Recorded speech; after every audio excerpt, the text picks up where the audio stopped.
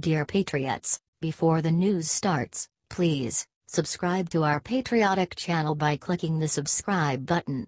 Give us a thumbs up to this video. Don't forget to leave your opinion below in the comments section. Share the news on Facebook and Twitter so your friends see it. Thank you. Oil industry falls out of love with Trump. Houston, the oil and gas industry's relationship with President Donald Trump is cooling off. The administration's 25% steel tariff, hostility toward NAFTA and fumbled efforts to lift restrictions on drilling are worrying executives, who have praised the president's war on regulations but loathe uncertainty and nationalistic trade policies. The tariff was a source of angst at a major energy industry conference this week in Houston. Executives fretted that higher steel prices could stifle projects needed to help the U.S., the world's biggest oil and gas producer, feed the global thirst for energy as a rising force in the export markets. "We don't think it would be appropriate to put a tariff on something you can't buy in the United States," said Greg Armstrong, CEO of Plains All American Pipeline, who worries it will become too hard to find the steel valves or other pipeline equipment the company needs. "That really kills the project." One company hoping to capitalize on the global appetite for natural gas, Freeport LNG, said its new Texas plant required 190 miles of new pipeline, and Trump's tariffs would have been devastating had they been in effect at the time. "We have 7 Eiffel Towers worth of steel," Freeport LNG chief Michael Smith told the conference, known as TRAIC. "This thing would cost a few $100 million more if we had to pay 25% more than what we did." The tariff moves are also unsettling senators in energy states who have backed Trump's moves for the sector. Alaska Senator Lisa Murkowski said the tariffs could add up to $500 million to the price of a proposed 800-mile pipeline the state has long wanted to jumpstart its natural gas production. "This is not coming at a good time for us," Murkowski said at the energy conference in Houston. The industry's top lobby group, the American Petroleum Institute, is sending its executive committee to the White House next week, a rare move by the group as it seeks to help the president understand what the industry wants, one source familiar with the meeting told Politico.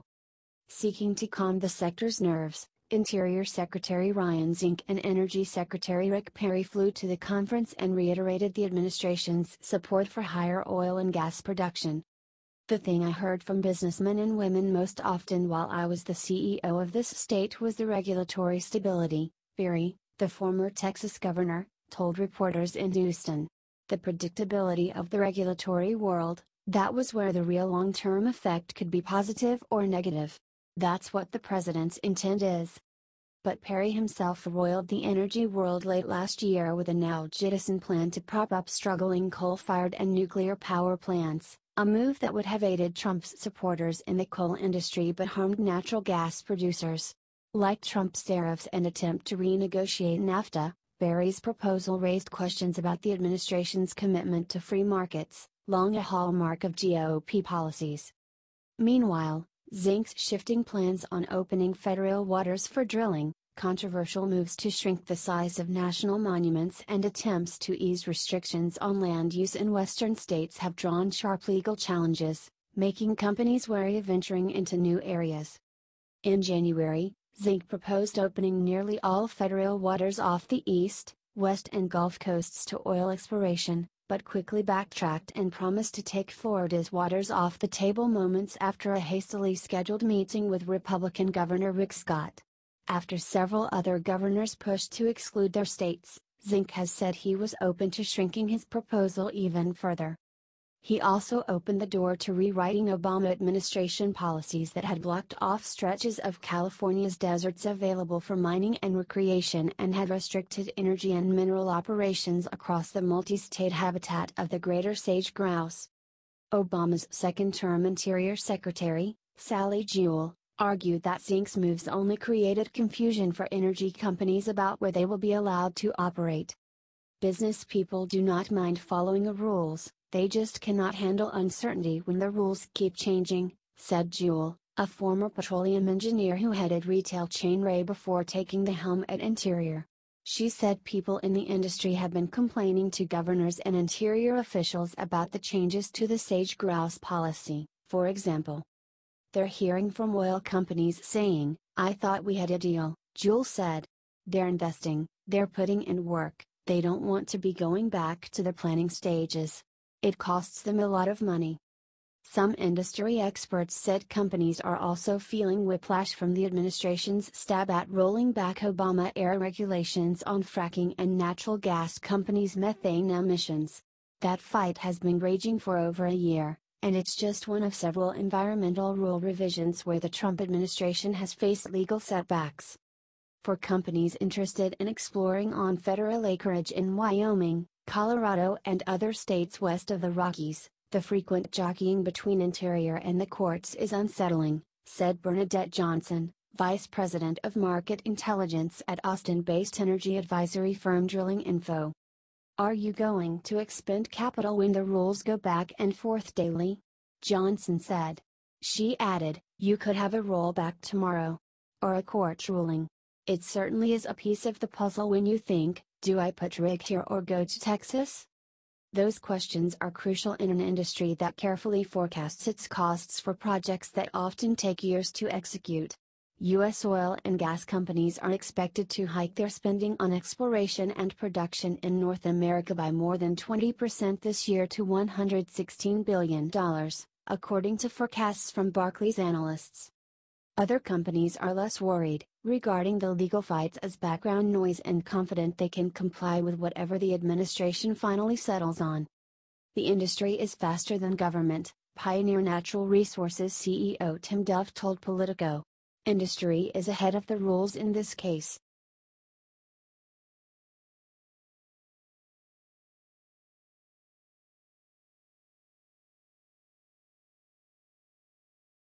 Trump's new power couple. She's a strategic advisor and President Donald Trump's West Wing. He's a lobbyist who moonlights as the head of the American Conservative Union, which hosts the annual Conservative Political Action Conference, a key gathering for Trump supporters. Meet Mercedes and Matt Schlapp, a power couple tailor-made for Trump's Washington. The two began their careers in the bastion of the establishment GOP, President George W. Bush's campaign and White House, but have embraced their parallel roles as loyal surrogates for a president whose rise has reshaped their party and upended the conservative movement. Now, Mercedes Schlapp, known as Mercy, is among the leading candidates to become communications director after the resignation last week of Hope Hicks. The move, said to be favored by White House Chief of Staff John Kelly, would further solidify the image of Schlapp and her husband as critical power players in Washington. Mercy is the natural choice, said Brian Lanza, who served as Deputy Communications Director for Trump's campaign. She has the experience. She has the respect of the staff. She has the respect of, obviously, General Kelly. And from the position that she can execute, I think there's very few people in New York or D.C. that can execute with this president as effectively as Mercy. Other internal candidates under consideration include Treasury spokesman Tony Sayegh and Press Secretary Sarah Huckabee Sanders, who could take on a dual role, as her predecessor, Sean Spicer, did. Schlapp, a former Fox News contributor who was tapped in September by Kelly as a strategic communications advisor, has already been doing much of what a traditional communications director would have in previous White Houses, running meetings with the press team and coordinating external messaging. She has filled the role of communications director in interactions on Capitol Hill, according to a senior GOP Hill aide.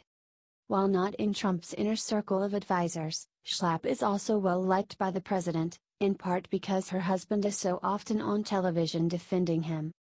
A veteran of the George W. Bush White House and the Koch brothers' Washington operation, Matt Schlapp was elected chair of the American Conservative Union in 2014.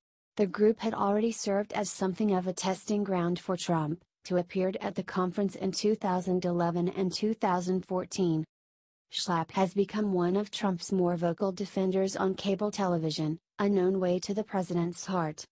Matt has successfully been representative of the conservative movement and been able to defend Trump without looking like a sycophant, as many others who have attempted the same have failed, Cedric Tyler, a former communications director for GOP Texas Senator Ted Cruz's presidential campaign. In an interview, Schlapp explained his relationship with Trump as an effort to be a conservative resource for him. In early meetings with Trump, he said, his goal was to try to impact him on conservative philosophy and try to explain to him conservative solutions to all the questions he's had.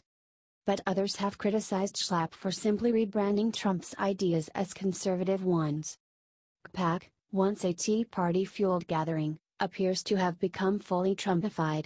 One anti-Trump speaker this year was loudly booed and had to be escorted out with security guards for her own safety. The conference also attracted controversy in 2017, when Schlapp invited alt-right provocateur Milo Yiannopoulos. Yiannopoulos was later disinvited when a recording surfaced of him making light of pedophilia. This year, the conference hosted a range of speakers from what were once the fringes of the Republican Party, and even hosted French nationalist Marine Le Pen. Jonah Goldberg, a senior editor at the conservative magazine National Review, pilloried CPAC in a recent episode of his podcast, The Remnant. He described it as super Trumpy, through and through, and noted the lack of speakers critical of the president, and criticized the willingness of many conservatives to abandon past positions to better suit the Trump era. The sort of personality cult aspect of the Trump presidency have caused people to have sort of a fire sale on long-established conservative principles, Goldberg said. Schlapp dismissed the idea that he had moved CPAC in a Trumpist direction as an absurd charge. Those conservatives who are dubious about President Trump's approach have withered down to next to nothing, Schlapp told Politico. It's not CPAC's change of attitude toward Trump, it's the American conservative activists who have changed their attitude toward Trump. By the way, we agree with them. Schlapp's proximity to power and influence, or at least perception of influence, has proved lucrative. Cove Strategies, Schlapp's lobbying firm, brought in more than $1 million in revenue in 2017, up from $640,000 in 2016 and $600,000 in 2015. He has professionalized the conservative movement to be the backbone of the Republican president in power, Lanza said. I think he would have been equally successful if it were President Jeb or President Cruz. He knows how to move his organization to maximize his influence. Matt has hit the sweet spot with a conservative movement that is now lined up very much in concert with the president, Lanza added. Theo Meyer contributed to this report.